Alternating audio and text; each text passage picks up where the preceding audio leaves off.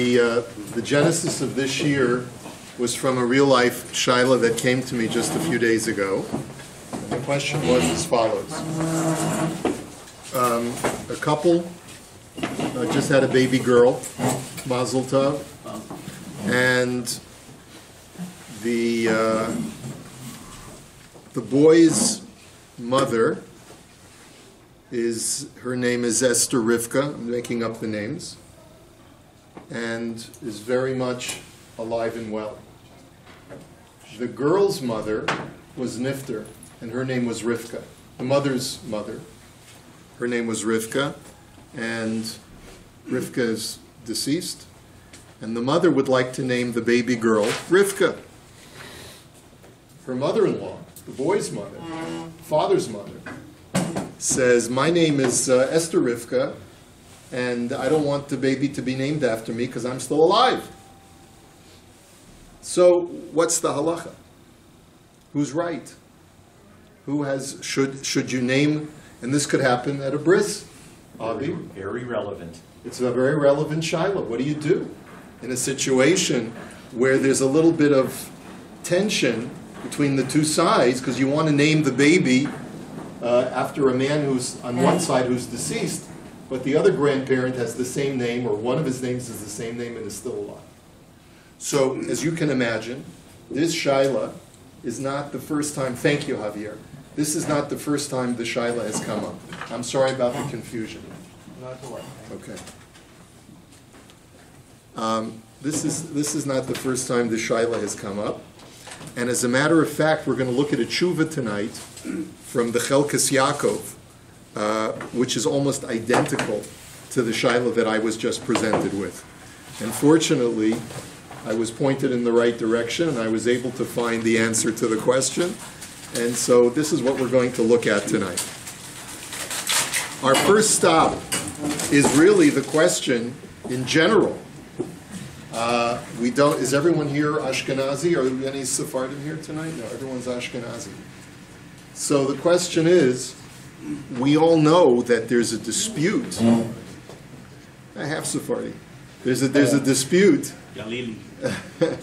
There's a dispute between Sephardim and Ashkenazim as to whether you can name a child after a living grandparent.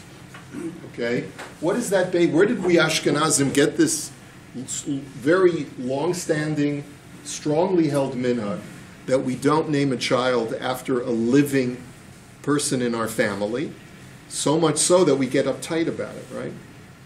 And whereas by Sephardim, this is probably one of the most, besides Kitnius on Pesach, this has probably got to be one of the most distinctive differences between Sephardim and Ashkenazim. So where does this come from?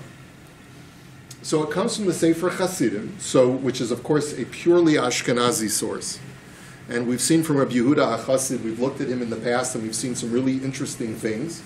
Remember we talked about that minhag about not kissing children in the Beis HaKnesses, and we saw that was from the Sefer Chasidim, and the Sfardim are just the opposite on that issue. Okay, so the Sefer Chasidim writes, this is the first source in Siman Tov Samech, Nochrim, and by the way, the language that we're going to see in the Sefer Chasidim is very cryptic. At first glance, it seems bizarre, the way he even states this custom. Nachrim shekorim livneihem b'shem avihem, ein bekach klum.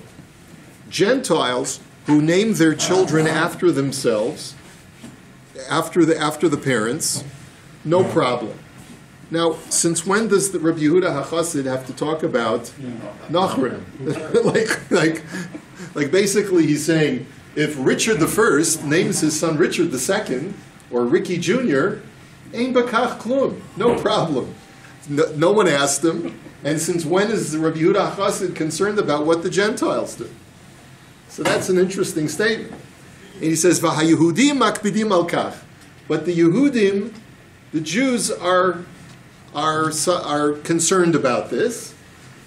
And v'yesh mekomot she'ein korin achar shemot hachayim ela achar shekvar metu. And there are some places where they don't name after living people, but they name after deceased people. Now, what did Rabbi Yehuda HaChassid just say? He said, The Yehudim are makpid on what? What are Yehudim makpid over? What are Yehudim makpid over? Not naming after the father. Not naming after the father, so they won't say Ricky Jr., right? But then he says, the next level is, but naming after grandparents or other relatives, the minhag is not to name them after, living ancestors, but it's okay to name them after deceased ancestors. Okay? Rabbi Yehuda Chassid doesn't tell us why. Let's take a look at the Gemara. The Gemara tells us a source for naming children after parents or grandparents. And it seems like it's because they've already been deceased. The Gemara in Moed Katan says, Rabbi Chanin chasnei devei nesi ahava. There was a rabbi whose name was Rabbi Chanin. He was the son-in-law of the Bey Nesiya, who was the head of the Jewish community in Eretz Yisrael. Lo kahavule bani. He didn't have children. Bo rachamei vahavale. But he davened to Hashem, and God gave him a son. Hahu yoma dahavale noch nafshe. But the very day that his son was born, Rabbi Chanan tragically passed away. Pasach alei hahu sapdana. So the eulogizer who was in charge, it was a big thing back then to be a eulogizer. You would say poetic statements that would arouse crying in the audience. He said, Simcha letuga nehepacha, that joy has been transformed into agony. Sason viagon nidbaku, joy and dread have met up with each other. Be'ez simchaso ne'enach, at a time of his joy he groaned. Be'ez chaninaso avad chanina. And at a time of benevolence, we have lost chanina. Right? And I was playing off his name Chanin. Asiku le Chanan al Shemei. But then they named the child, the newborn child, Chanan. At his bris, they named him Chanan, naming after his father. This seems to be the precedent for naming a child after a deceased parent or grandparent. There was a guy in my first shul. There was a guy named Yaakov ben Yaakov, Halevi, used to call him up. And it turned out his father had died before he was born. So, it happens sometimes. So, the question is, do we have a biblical precedent for naming a child after a living parent or grandparent? Is there such a precedent? So we're going to see a tshuva from the Mahari Assad in just a second. I didn't find this on my own. The Mahari Assad of the 19th century found this, and he points to Divrei Hayamim, and take a look at the pasuk. Eila hayu b'nei Kalev. The pasuk is listing the chronicles in Divrei Hayamim. These were the children of Kalev, Ben Chur b'chor Ephrata. Ben Chur, the firstborn of Ephrat, or Ephrata. Now, what do those words mean? So Rashi gives us two explanations. The first explanation is that the children of Kalev, the firstborn of Kalev was his son Chur. Now, by the way, this is the King James Version calls it Ben-Hur. This is where Hollywood got the movie. It's based on a 19th century novel, Ben-Hur. The Ben-Hur is in this pasuk, just as an aside. But Rashi then tells us, Inyan acher, Eila hayu v'gomer, Chur haya ben lekalev. That Chur was the son to Kalev.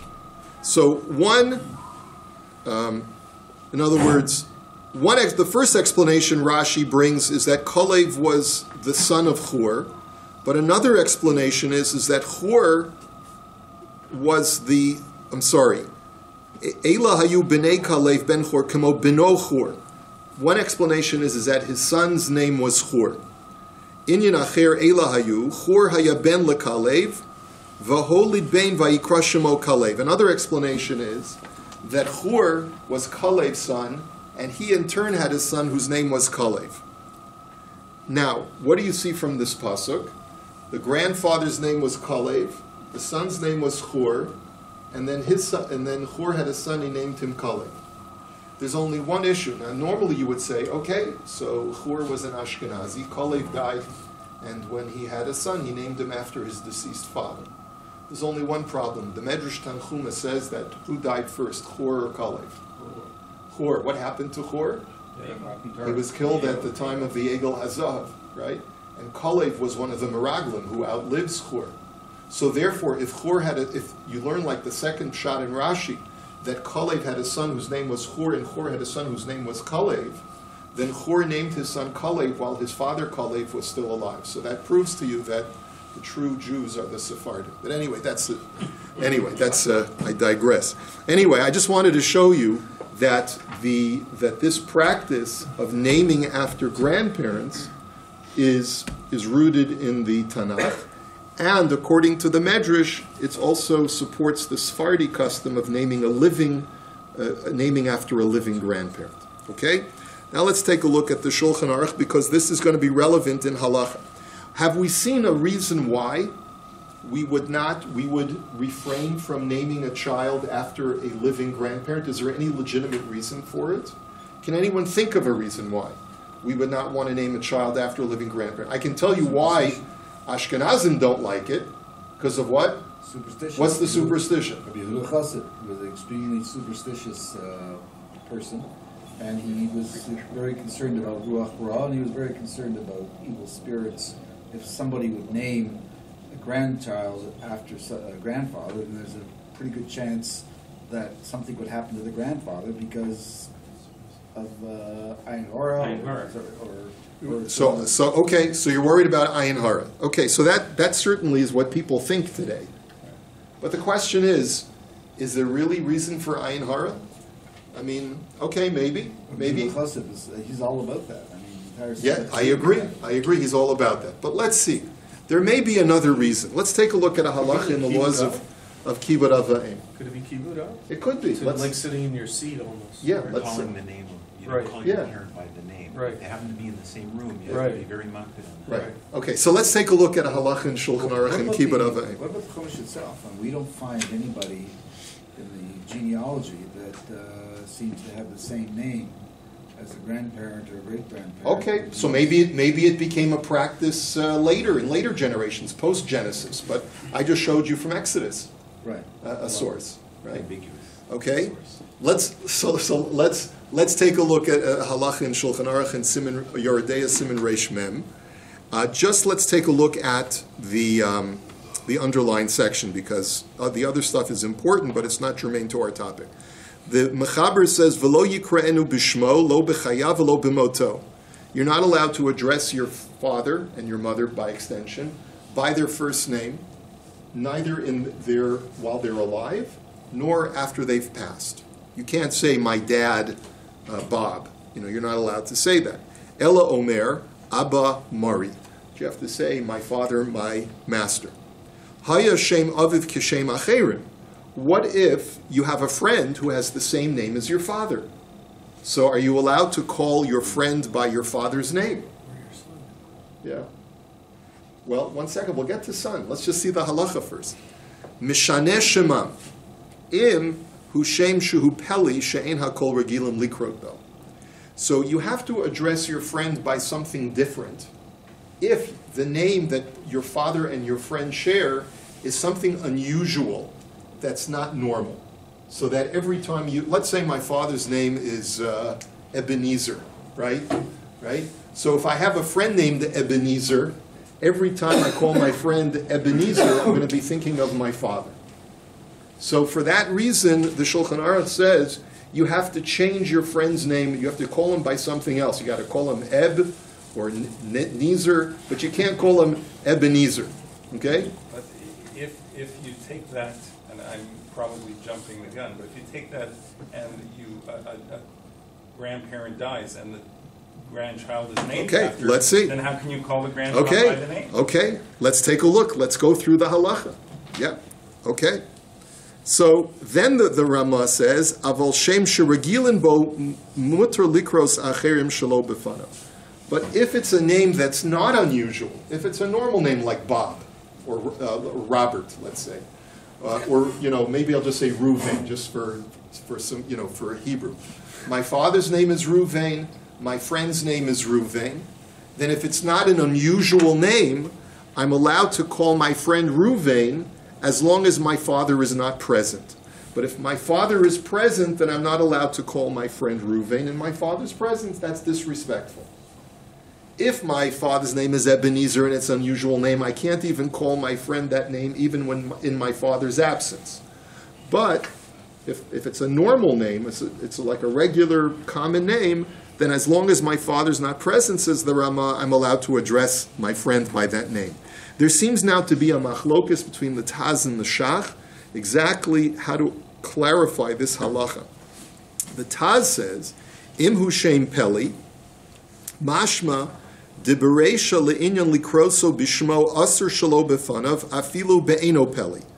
It seems like that as far as calling your father by his name, you're not allowed to do that, even if it's not an unusual name. In other words, to refer to your father by his name, that you're not allowed to do, even if it's not an unusual name. So the Taz is inferring from the Halach and Shulchan Aruch that I'm only allowed to address my friend by the name Ruvain, if my father's name is Ruvain. But to address my father or to refer to my father by his first name, that's usher, even though it's a common name. Okay? That's the Taz. The Shach says that, quoting the Drisha, V'hadrisha kasav de la'acherim afilu bifanav im eno peli shari. That the Drisha writes that to address other people, even in my father's presence, if it's not an unusual name, if my father's in the room and my friend is in the room and I want to speak to my friend Ruvain and he's got the same name as my father, then that's okay. V'chein bepeli shelo bifanav. So the Drisha is Makel, and the Shach seems to be Makel in this respect, and he says that as long as I'm speaking to my friend, even if my father is in the room and I call my friend Ruvain, that's okay, because I'm not referring to my father, I'm referring to my friend. And it's only usher if, so there's a machlokas between the Shach and the Taz. It seems, according to the Taz, if my father is present, I can't even call my friend Ruvain. But according to the Shach, if my father is present but I'm speaking to my friend, I'm allowed to call him Ruvain. So that would seem to be the machlokes. And as we'll see, Rav Breish in the Chelkas Yaakov wants to say that this is the machlokes between Sfardim and Ashkenazim.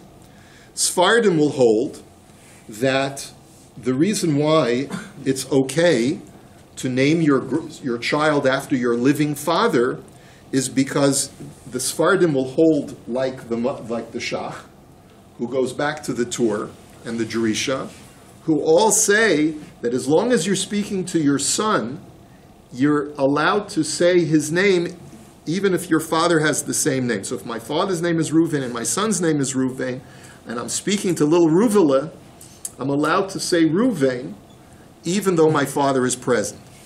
However, the Ashkenazi custom is machmir like the Taz, and since the Taz holds that I'm not allowed to address my friend Reuven in the presence of my father, then I shouldn't be calling my little boychik Ruvele if that's my father's name and my father is alive. But as long as my father is deceased, he's not present, that's why I'm allowed to call my child Reuven after my father. Okay? So that's the Rav Breish in one of his paragraphs wants to argue that could potentially be the basis for the distinction between Sfardim and Ashkenazim. Except that Sfardim normally go with the Mechaber, and the Mechaber says very clearly that the late grand Bishmoy Lo V'Chayiv Lo B'Moshe. Yeah, it turns out, and the Mechaber is quoting the Rambam, so Rav Breish says this would be one of those unusual instances where Sfardim go like the Tur and Ashkenazim go like the Rambam. So it's one of those flips. Yeah, it's one of those unusual flips. Yeah. And if the grandfather's name is an unusual name, so then accordingly, even the Shach would seemingly be machmir, not to name your child by an unusual name, in your father's lifetime, right? So also, it's a bit stronger, though, by the Sephardim. We're using the terminology, it's okay for them to do it, but it goes much further than that. Yeah, they feel it's like a must. they feel it's a kavod. It's an expression of better. kavod. Yeah, you have to. Yeah. Okay, so our first stop is the Mahari Asad, and we'll just jump to the big paragraph, the third paragraph in source number 8. He's talking about the minhag limnoa kriyas habanim b'shem ha'avos asher heim chayim adenu odenam mikaro me'ayin noveya. So where does this custom of refraining from naming your children after living grandparents? So first he quotes the Sefer Chasidim. Let's go to the second line of this big paragraph. V'lo zeh dechol hanichushim keneged hamakpidim kol dekapid kapid bahadei ayin sham. And like Alan said, this has to do with superstition. It has to do with superstition, with ayin hara. And the reason why the Sefer Chasidim writes about the difference between Jews and non-Jews is because non-Jews don't have this superstition, and Jews have this superstition. And because Jews have this superstition, therefore they refrain from it.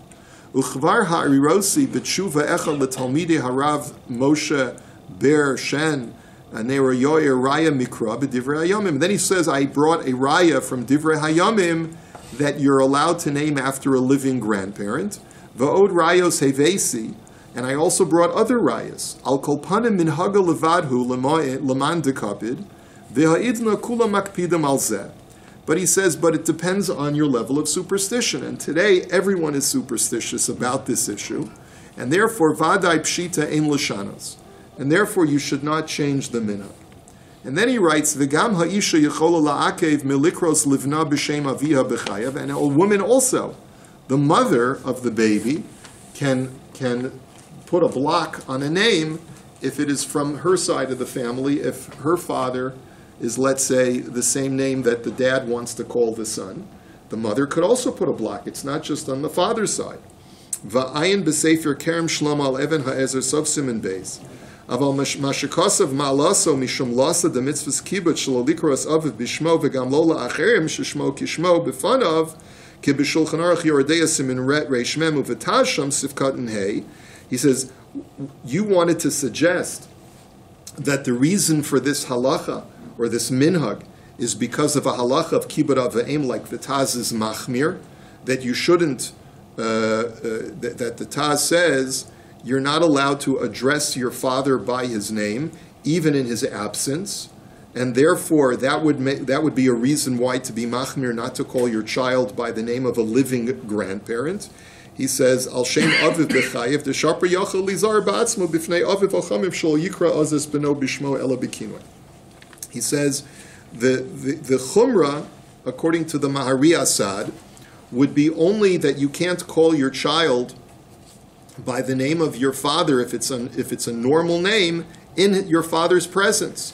So that can't be the reason why we have such a minhag of not naming it after a living grandparent, because a man can be careful that when I name my little child Ruvele and my father Ruvain is present, I'll just be careful not to call him Ruvain. Only when my father is not present, I'll call him Ruvain. And therefore, the Mahari Asad says, since you can fulfill that, there's no reason to be machmir al kibbut av va'em. And therefore, he says that there's got to be a different reason, and it's based purely on superstition. And since everyone today is superstitious, we don't do it. Okay? Now let's go to Rav Breish's tshuva. Rav Breish was a early 20th century posek in the United States. Binidon kisha'av rotza litein shem libito al shem imo. So he has almost the exact shaila that was brought to me about a father wants to name his newborn daughter after his deceased mother. Okay? And v'ishto mocha mipnei shegam ima shehi b'chayim chayota gam ken shema ken.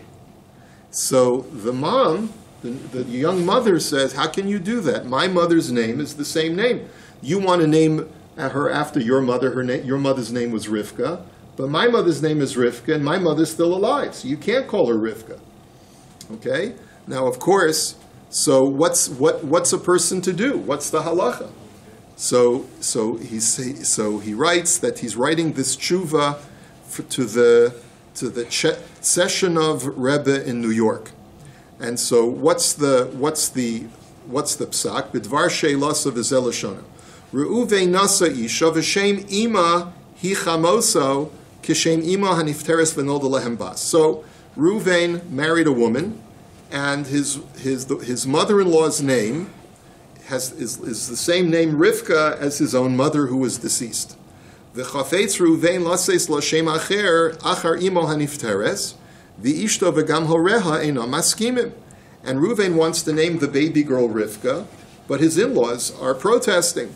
Hein omnam shechamoso haisa lamileida shnei shemos aval shem ha'acher kvar nishtaka legamre. He says it's true his mother-in-law has two names. Let's say her name is Rivka Leah, but everyone knows her as Rivka. So therefore you can't argue that it's totally different. And his mother-in-law Rivka, who's quite alive, always signs her name as Rivka.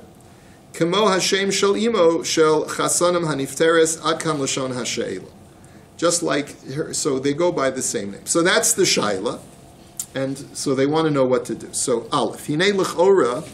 So at first glance, Rav Breish wants to suggest that perhaps it's the husband's chus, because he's the guy who goes over to the moil at the time of the Kriyas Hashem, and he's the one who has financial responsibility for the child, and he's the one who has the schus to name the baby. So you don't listen to the mother's protestations. That could be the first argument. Let's take a look and see what he says. Hinei l'chora kevin. Don't suggest this at home. This will not work. So kevin, you'll see Rav Breish is going to reject this. Hinei l'chora kevin de demei vlados lahabal. He says that financially, the father has financial rights over all of his children, meaning that he can use them, he can exploit his children for financial gain. A mother does not have that right. A father does have that right. And after the children are born, it's the father's financial obligation to feed them, and it's not the mother's. Okay, right? Kemavur biksuvas mem tesa medbeis v'nifsak b'shulchan aruch siman ayin aleph v'gam le'inyan mila hachov mutal rak al ha'avola aleim klal. Who's obligated to perform the bris milah? The father, not the mother. And this is in Yoredei Siman Reish Samach Aleph. The Kevin Dekriyas Hashem He Eitzel Hamila Uviyadu Lasos L'Shliach L'Chol Mishi Yirtze. And since the Kriyas Hashem is happening at the time of the bris, and it's the father's privilege to appoint whatever shliach he wants to be the moil and to do Kriyas Hashem. Keinami le'inyan Kriyas Hashem Yachol Lasos Kol Mashi Yirtze. So the father should have the right, at first glance, to it's his privilege. V'ishto uvifrat horeha ein yocholim klal la'akev, and his wife, and certainly his wife's parents, have no say in the matter. V'kevin duhu rotza lasos nachas ruach le'imo lasuke bit al shema kimavur b'moed katan chafei asiku le'chanan al shemei. He says, now what does he want to do? He wants to name his new daughter Rivka, just like his deceased mother. Why? Because he wants to create nachas ruach to his mother's dearly departed neshama. So, and why do we do that? So he cites the Gemara that we saw in Moed Katan that they named the newborn child Hanan after his deceased father. That creates, this is the first time we've seen this idea of creating nachas ruach to the neshama of the departed. One second. That creates nachas ruach. So this is the first time we've seen this, but Rav Breish wants to suggest that's the pshat in the Gemara. You're naming the child after the decedent because Nebuch, the decedent, is not here in the world. So this child acts as sort of the legacy, as the continuer of that person's life work. That's why he bears the name. And therefore, it gives nachas to the niftar. So that's one argument. Uvarashi gittin lamedalad amid beis the Rabba hisiul abaya shem aviv nachmeni, that Rabba gave Abaya the name Nachmeni because that was his father's name. Uveshushil the Rebbe dayunikrem al shem zekenam, Reb Shimon, Rabbi Gamliel, Uminag Yisrael Torah. All you have to do is look at the Shalshelas HaMesora of all of the Nesiim of the line of Hillel. You were either called Rabbi Gamliel or Reb Shimon ben Gamliel, or Rabbi Gamliel ben Reb Shimon, There was a whole line of Rabbi Gamliel's and Reb Shimon's in that whole line there, right? There was even another Hillel at some point. So you see that was the minhag Yisrael, at least in certain families. Lasos kibud la'avos la'achar hamisa v'zeh shekarn la'habanam al shem avosim, to honor the deceased grandparents after they had passed. Imkein mi yochol la'akev al yada. So therefore, at face value, it would seem that it's the father's privilege to give his new daughter his mother's name. The afal gav degam hu habal mechuyev b'chavod chamoso. What are you going to argue? That's disrespectful to your shviger, to your mother-in-law. Simi, right? You got to respect your mother-in-law, right? She may not come visit him. Right. So kibiyoredeya sof simin reish mem, aval pshita de'ein doime kibud chamosa lekibud ima. But it's pashut that your the level of kavod to your mother trumps the level of kavod to your mother-in-law. So if they're in direct conflict, I want to do kavod to my mother, but in doing kavod to my mother, I'm doing ikavod I'm doing the opposite of kavod to my shviger, so my mother takes priority over my mother-in-law.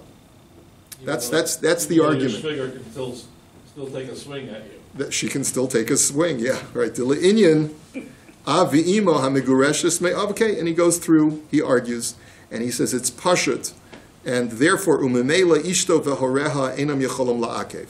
So at first glance, it would seem that my wife nor my in-laws have any say in the matter, and it's my zuchus to name my new daughter after my deceased mother. That's the argument that he wants to give at first glance. But isn't there an element of shalom bias involved too? Of course there's an element. Before we even get to that, in other words, of course you could argue, okay, there's the halachic answer, and then there's the seichel-dik practical answer, right? She's not gonna let you in the house, right?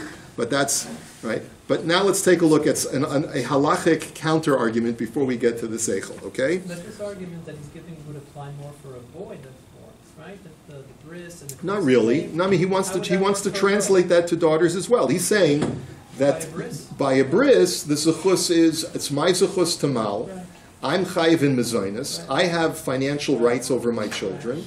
So memela, whether it's a boy or a girl, the children are mine by rights, and I can do with them what I want. My wife has no shlita over that at all.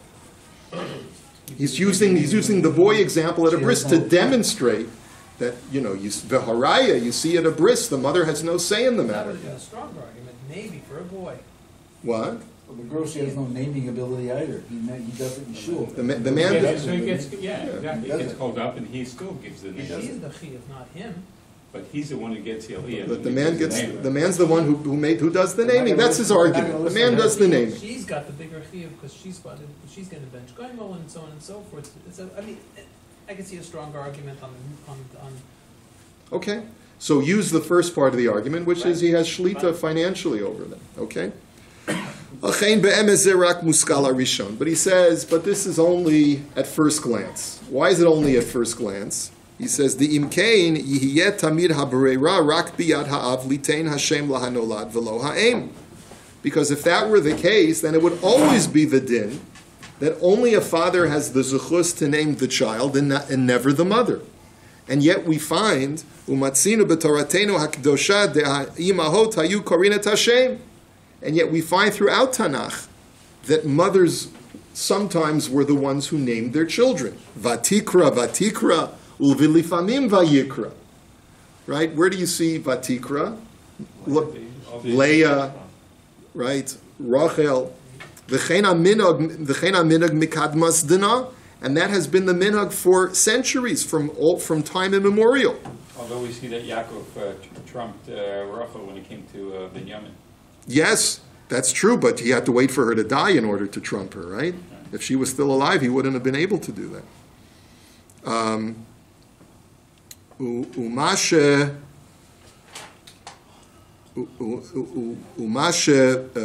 what this abbreviation, but he's referring back to the questioner, right? Siyein ladas zekenim ibali atoisus v'parshas vayeshev ala pasuk vatikra es shemo Sheila.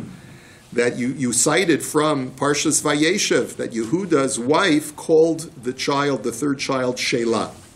Dekach haya min hagam dehu haya korei livno rishon shem, v'hi korei shem lasheni.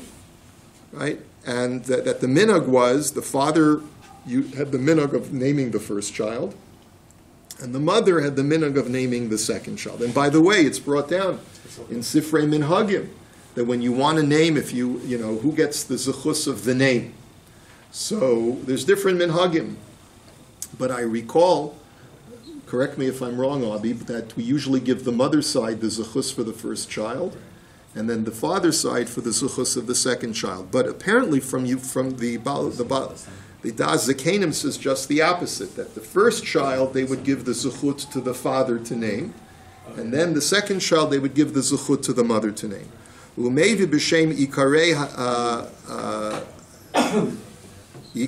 ikarei, I'm not sure what this abbreviation is, that in Yoredeya, the b'makom shenagu likro lebein rishon b'shem aviv v'ishto me'akeves, that if it's the minhag is to name the child after the father, and the wife does not want, v'rotz shem aviha, and she wants her father's name. The father wants his father. The mother wants her father. So im yuchal levater al kibod aviv v'chulei, im kein mitchilas hanisuin kibel al atzmo lihitnahei keminhag hamedina, kimo le'inyan ksuva te paskinin Rav Shimon Gamliel ksuva samach vav amid beis, v'nifsak b'shulchan aruch siman samach vav yud aleph, the hakol keminhag hamedina, that you go according to the accepted minhag. When, what's the father's zuchus versus when is the mother's zuchus? V'chein le'inyan hanaka, shim ein orcha she'ein derech mishpachta lahanik shomin la, da'ola imo v'en yoredis imo ksuva samach aleph amad aleph.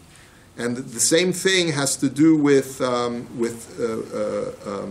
nursing the child, as far as who has the rights of whether she says, I want to nurse the child, or she doesn't want to nurse the child, who can force whom. So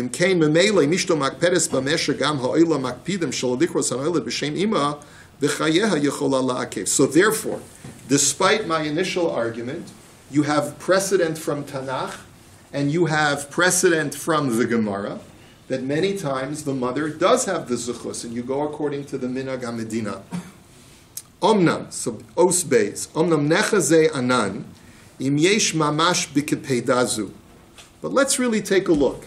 Is there really any substance to this issue of naming a child after a living grandparent? In other words, what Rav Breish is now going to do is he says, let's think about this. The father wants to name the child after his deceased mother Rivka, and the mother says, what are you talking about? My mother Rivka is still alive. So they have this machlokes. So Rav Breish says, let's bichlal see if it's such a terrible thing to name a child after a living grandparent. Is it such a terrible thing? What's the source for this minhag? And he quotes the Sefer Chasidim, Siman Tov Samech. He quotes the Sefer Chasidim, and let's go to the next line. B'hashkafa rishona yesh lefaresh kavanato kach sheshnei dvarim mashmi'enu. So, if you remember, we said that the language of the Sefer Chasidim was very bizarre. First, he comments on what the Gentiles do, and he says that's okay. They call him Ricky Jr., right? He says, "Ha'echad shehanachrim korm livneihem b'shem avim ein bekach klum. Hakavana Esav kara livno gam ken shem Esav, kemo she'an ro'im be'emet haminhag kach ben anochrim gam hayom ve'ein bekach klum." So the first thing he writes is to name a father to give his son his own name. My name is Richard. I'm going to call my son Richard II or Richard Jr. There's nothing wrong with that. The Gentiles do that, and we see they do that even to this day. Uchapirusham d'ratzono lahavi raya shekol hanichushim rak keneged hamakpidim. And why? What's the point? Why does he do that? He's saying because it all depends on superstition, as Alan said. If you're not a superstitious person, the Goyim are not superstitious about these things. And therefore they have no problem even giving their own child the name that they have. But Jews are makpidim. Jews are superstitious.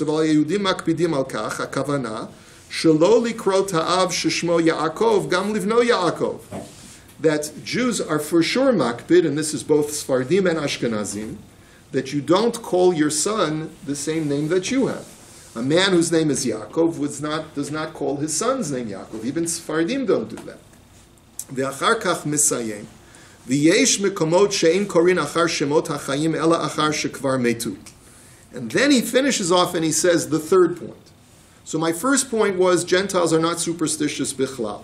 Jews are for sure superstitious not to give their child their own name of the father. But then there's a third point, which is that some Jews are even more superstitious, and they will not name their children after any living relatives. Hakavana filo al acherim mishu im hu adayin b'chayim lo yikra al shemo. So that's what the Sefer Hasidim writes. Then he brings from a Gemara, it's a Gemara in Chulin, Daf Mem Zayin Amud Beis, about Nasan Habavli. You need to know about Nasan Habavli. Right? Who was Nasan Habavli? There was a woman who came to, whose first two children died after their bris. And why did they die? So they brought the third child to Nasan Habavli, and he said, I noticed that this child's complexion is exceptionally ruddy. You need to wait until his ruddiness subsides, and then you can do the bris. So they listened to his advice. They waited several days or weeks, whatever it was. They gave the child the bris, and the child survived. And the Gemara says that in gratitude, they named the parents named the child Nasan after Nasan Habavli. And the same thing happened the second time, but this time the first two children in a different family died not because their complexions were ruddy, but because their complexions were yellow or yarok. They suffered from jaundice. So he said, you have to wait until the jaundice subsides, then you can do the bris. They listened to him, the third child survived, and they named that child also Nasan at his bris, Natan. Okay, so the question is, what is the Sefer Hasidim going to do with that Gemara? The Gemara clearly indicates that you can name a child after someone who is living. So he says, Yesh lomar kamo shetirtzu ha'achronim, hastirot migemara letzava ato, de Reb Yehuda hachasel inin kala v'chamota o bat achoto, de ein raya mizman ha'gemara, de ha'amorahim nefishi zuchutayhu, v'hayu muftachim shelo yazik lahem, ein steichemen merechat chatan v'kala sivkaden hei arichas gadol bazeh. So he says there's a conventional answer that Reb Yehuda HaChassid had certain chumras that we even see that the Amoraim didn't have. So why is Reb Yehuda HaChassid makbid on things that were fine for the Amoraim? Because they had more zuchuyot.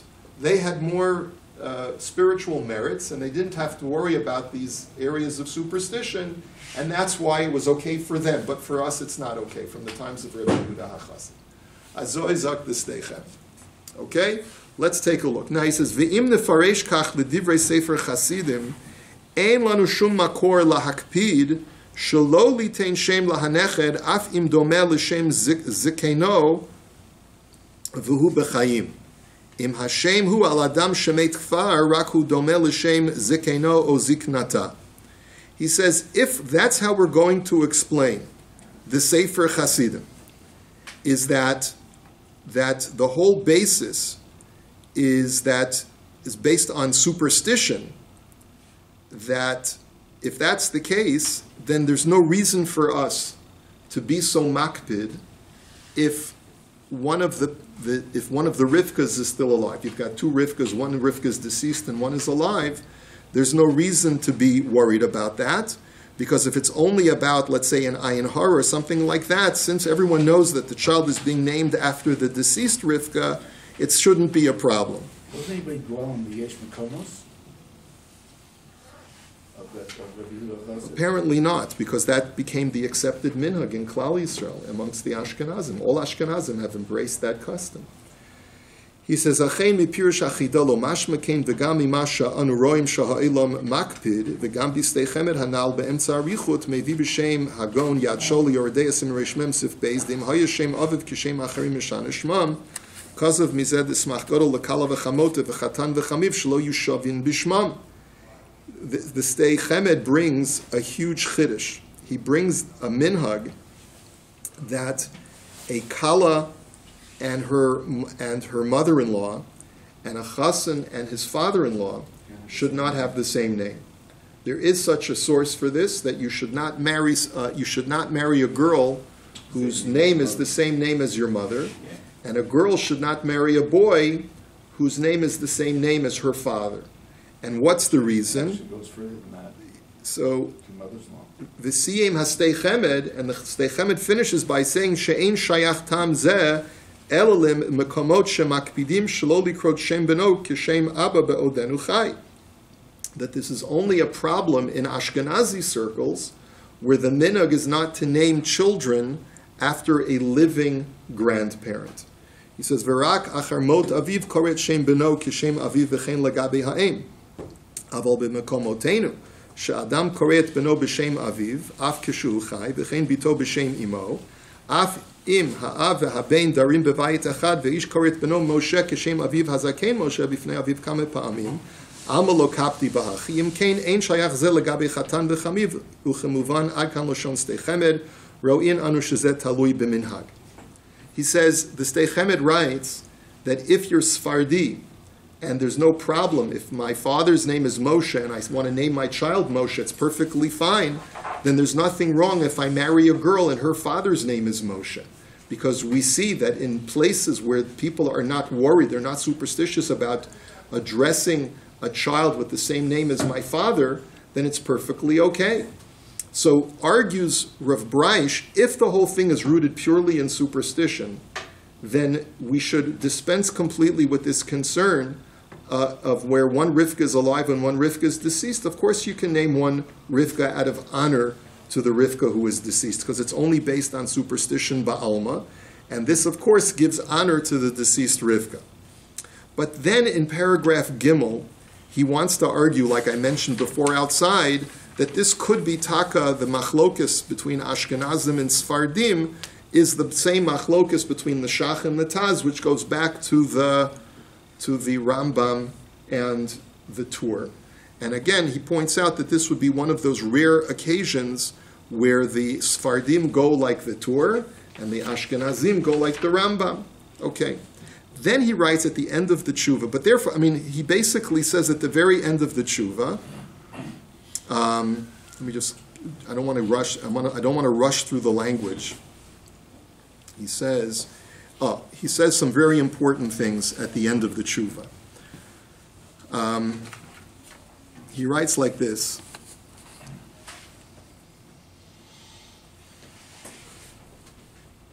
He says, Mikol Makom. If you see it, it's about 10 lines down.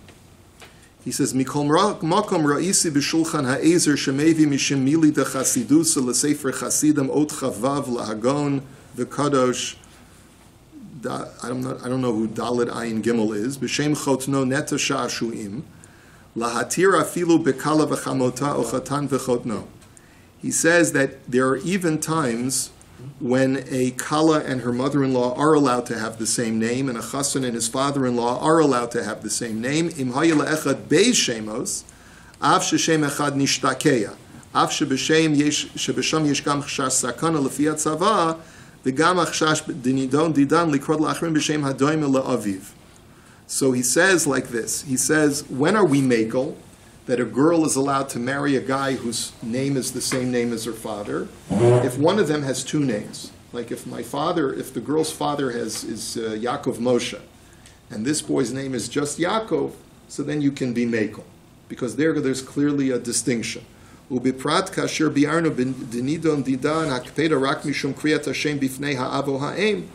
He says, and especially if the concern is not to disrespect my father by calling my husband or my child by the name that he goes by, he says, "V'keven diadinan haminag hayom ruba deruba bavonosenu harabim debishem haleda nikral shem haavos mishtamshim rak ledavar shebikdusha mishaberch ksuva getu chedoime v'hakriya haregila utmida hi shem chol doime lishmot hagoyim."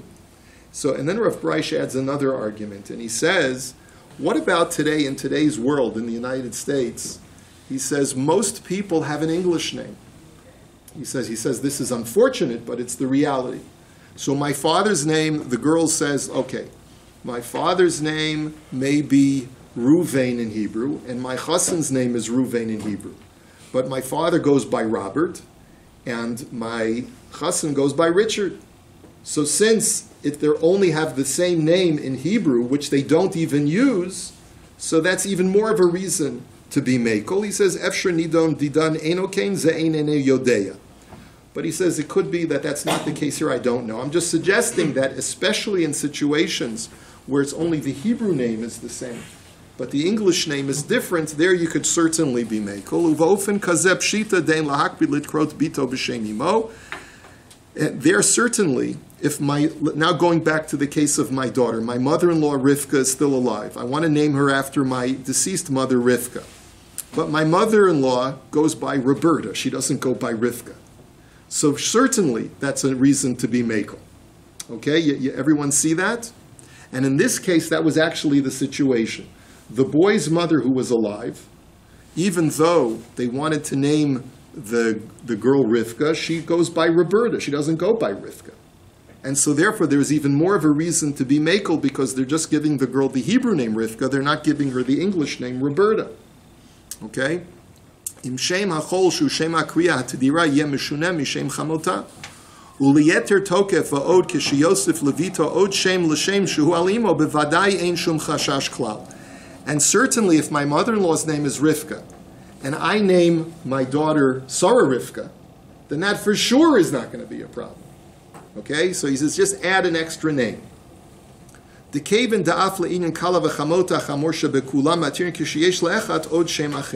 as we know, a mother-in-law and daughter-in-law can share the same name as long as there's one name added to one of their names.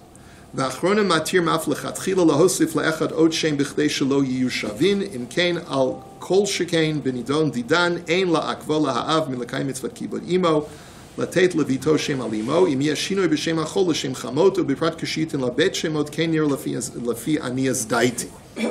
so this is Rav Breish's conclusion. You can certainly be mekel, call your daughter Rivka, especially because your mother-in-law goes by Roberta. And even better than that, if you can give her two names like Rivka Leah or Leah Rivka, that would be even better, because then for sure no one would have a problem with it. Okay? Then he writes at the very end, but he says, based on the Mahari Asad that we quoted, it seems like the Mahari Asad was machmir, even in this kind of situation. And he says, V'habocher yivchar, but you can choose however you want to go. V'habocher yivchar basically means it's a dealer's choice. In other words, if you want to be mekel, you can be mekel like I suggested. If you want to be machmir like the Mahari Asad, you can be machmir. Whatever you choose. Now, I noticed in the Sefer Shmiras HaGufa HaNefesh that he quotes from a Sefer called Nohei Katzon Yosef, written by an early 18th century Rav from Vienna, whose name was Yuzfa Kashman. And he writes that the reason, he quotes the Sefer Chasidim, and then he says a Maisa. Umaisa haya be'echad shel lo haya lo ki'im bat yichida. There's a story about a man who only had one daughter. That was his only child. V'lo haya la bein ubito yolda bein b'chayav. And the story went is that his daughter gave birth to a child while he was still alive. Tziva la likro et bena al shemo, v'hu yomar kaddish acharav kishiyamut v'chein asta. And the grandfather now said to his daughter, listen, my dear daughter, you just had a baby boy. I would like you to name him after me. She says, Father, you're still alive. How can I do that? We're Ashkenazim, right? So he says, no, this is my Kaddishal. You know the Kaddishal of the family? Sometimes when there's only one boy to say Kaddish, you call him the Kaddishal. So the Zayda says, this is my Kaddishal, and I want him to have my name. So that it should be a zuchus, that when he says Kaddish, will automatically connect, and his Kaddish will reach me. And that's exactly what happened.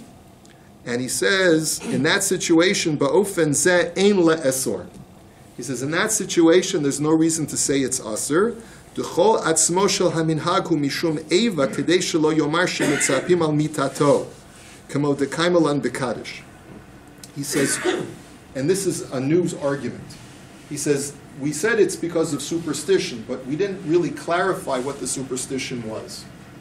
The reason why you don't name a child, or the way he's interpreting why Rabbi Yehuda Chassid said not to name a child after a living grandparent, is because it implies that you're waiting for that person to die.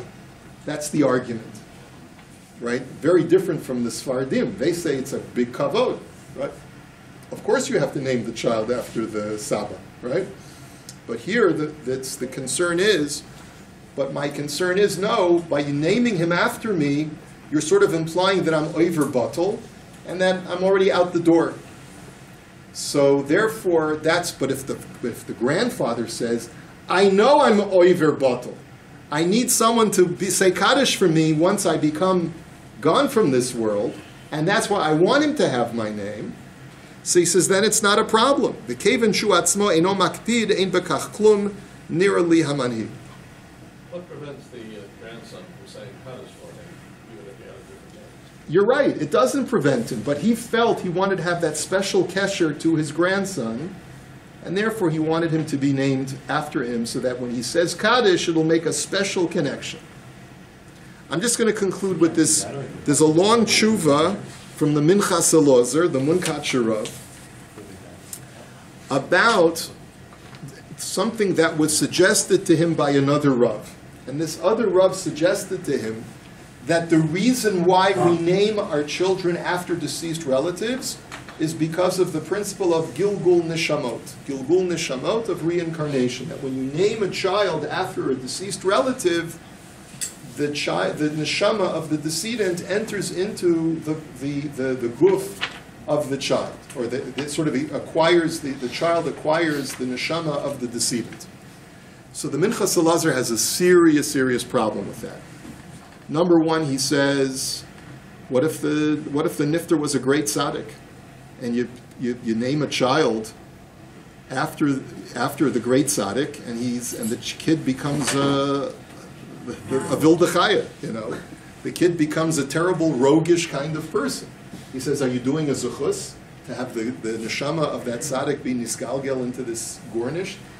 So that's not, and he also says that halachically that would create an afkamina, because what would be if the grandfather died after the child was born but before the bris? So if you're going to argue that it's only because of Gilgul Nishamot, so then the Gilgul doesn't take place until the person died. If the person died, so the child's already alive. He couldn't have gotten the neshama of the niftar. So therefore, it wouldn't make sense to name him. But he says, but that's not true. And he gives kama v'kama rayot that there's absolutely no reason to suggest that.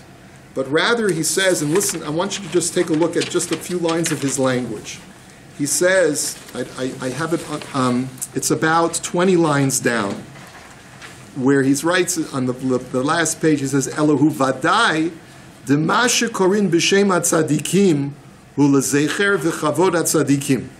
He says, it's clear that it's got nothing to do with Gilgul, but rather the purpose of naming a child after a righteous ancestor or after righteous people, like they do by Satmar and by Chabad, is that you name him after a righteous person as a memory and as an honor to the righteous. Uchedamrina b'medrash Rabbah Parshas Vayera ayin sham uchay dedarshu razal b'brachos b'kriya shem Reuven ma bein b'ni leben chami. In other words, you give a child the name of a righteous person because it is reminiscent of the original naming. You give a child the name Reuven because Reuven implies, see how special this child is. V'chein kayotze. V'chein b'medrash Rabbah shlach le'inin kriyas shmos hameraglim. V'hainu dehu seguliot v'Hashem gamkin gorim b'masei ha'adam v'inyaneim. And he says the name also helps the child become righteous. By giving a child a righteous name, it helps the child acquire the traits that name implies and that ancestor lived by. V'alkei nagu likro al shem hatzadikim gam mitam zeh kedei liot mesugal lahazkir zuchut tzidkatam sheyeh ben hanolad mutzlach batorah. You want the child to be spiritually successful, a ben Torah. And so therefore you give him the name of someone who was a ben Torah, so that the child will grow and become like that ancestor. V'yirei Elokim v'chol nirna v'yelech b'dercheihem v'gam k'sheyeda shehu nikra al shemotam ulai ye'orer et atzmo pa'amim lihitbayesh milatzeit chutz legader kol kach v'yizkor li'tadabek b'masei avotav ha'rabotav ha'kodmim. So he says, and ultimately, when a child has the name of a great person, like, let's say you call him Yoilish, like they do in Satmar. So they say, Tati, every child in my class is named Yoilish. Why is that? Why are we all named the same? So the father says, because, my dear son, Rabbi Yoilish was a great tzaddik. And we named you Yoilish so that you'll grow up to be just like Rabbi Yoel Yisat, Rabbi Yoel Teitelbaum. So this, says the Minchas Elazar, will inspire the child to try to emulate his namesake, the person that he was named after. And that's the reason why. And then I have the last paragraph, just jump to that last paragraph. He says, V'uvda yadana hanoida umekubal biyadenu, ki rabbeinu hakadosh hagaon, Adoni Avi Moharenu Arav Elimelech Zeya Milizhensk, Bal Noam Elimelech. So this is a story about the Noam Elimelech, Rabbi Eliezer Milizhensk. Has anyone ever been to Lizhensk? I was in Lizhensk a year ago. I had the beer from Lizhensk, which you can buy at the LCBO. But more importantly, I was at the kever of the Noam Elimelech. I didn't go up to the kever because I'm a kohen, but I stood at the outskirts. Right? Tziva, it's a beautiful tziyun that they have there.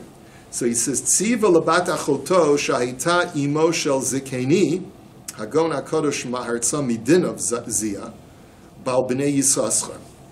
So he told his niece, right, and his niece, who was his sister, was the mother of my. He told his labat achoto shahita imo shel zikeni agon hatzadik the bnei Yisraschar. In other words, the Reb Elimelech Milizhensk told his niece, who had a newborn baby, who would grow up to become the bnei Yisraschar. Okay? Now, what was the bnei Yisraschar's name? He said to her, "Call your child Hanizkar O Terem Hivoldo b'Shem Elimelech Kishmo. I want you to name your child Elimelech. I want you to name him after me." And the Noam Elimelech is still alive, but he says, "I want you to name your child Elimelech." Ucheshehuva lefanav zikeni hanizkar k'mo ben gimel shanim v'hodiuhu kishmo tzvi Elimelech. And they brought the child to the Noam Elimelech when the child was 3 years old. They lived in, you didn't travel and see family all the time. So 3 years later, the child was born. They bring little Tzvi Elimelech to see the Noam Elimelech, Rabbi Elimelech Milizhensk. And he says, uncle, this is my son. We named him Tzvi Elimelech. The Elimelech is after you. They thought he'd be so happy, right? So what happened? Hikpid al ma sheshinu v'hosifu od shem echad al shemo. He was upset. He said, I told you to call him Elimelech. Why'd you call him Tzvi Elimelech? The Munkach Rav is saying this, the Tzvi Elimelech Medina of the Bnei Yissaschar, that was my Zayda, he says. Because that's the Munkach is descended from the Bnei Yissaschar. Did I get that right, Simi? Yeah. Okay. V'noda od mizeh, v'ein hei asef po, v'chein od mitzadikim ziyah shamanu kazeh, שציוו לקרוא בחייהם בסוף ימיהם לילד הנולד כשמותם לסגולות טובת נפש הנולד שיוגדל ויהיה לאיש עובד השם. So he says, and we know from other tzaddikim that they had the same minhag, where they would tell relatives or friends, name your child after me, while I'm still alive. Why? Because I know I'm a tzaddik, and I want your child to grow up with that namesake so that he'll be inspired to be like me. Umehodam natnu alav miseh biskulat Hashem, avalo mitam gilgul kenizkar. Umechayi chayim yitein lanu chayim aruchim yechayinu miyomayim biyom hashlishi. Okay, fine. So basically, the Minchas Elazar basically says it's got nothing to do with gilgul, but that there can be some connection, whether metaphysical or psychological, between the namesake and the child who's born, and that's the reason why you should name him. And therefore, there are certain times where even when the tzaddik is alive, you can even name the child after the tzaddik, if that's his wish, if that's his desire. It's an interesting story because many times children name their children, they'll give them 2 or 3 names, one after this one after that one, but neither of the names are actually the name of the person. And that name may have been something they didn't want, like a Hinda or something. With all due respect to the Hindus in the world. Right? So, and then you could see that the families, like, either call it the name or you don't. Like, with none of these made up, and then gender changes. Right. So that's a whole other issue as far as, naming a male after a female or a female after a male also is brought down in this form that you shouldn't do. It's not good for the neshama of the child. But that's another sheer. So the psak was, so what was the upshot of that story? So we had here in the shul, we had the Kriyas Hashem. It was a whole crisis because the 2 families were getting very nervous. And so we basically, based on Rav Breish's psak, we told the families that it was perfectly fine the living mother had the name Rivka, the other deceased mother had the name Rivka, but the living mother's name Rivka, never went by Rivka, she went by Roberta, not by Rivka. I'm making up the names, and changing the names, I should say. And so they named the child like Sarah Leah Rivka was the child's name, and everyone was happy. Everyone was happy. But based on the name of the Melech, they didn't really name the baby after the grandmother at all. We don't understand the Noam Elimelech's concern. It could be that he felt that because my shefa has got to be just so, this story doesn't necessarily indicate that it's always got to be that way. But there are people who are not good like that. Yeah. It has to be only the name and nothing That's right. else. That's right. Otherwise, it's not the name at all. Right. Didn't a lot of Till they really have to compromise. Right. And change their mind. Right.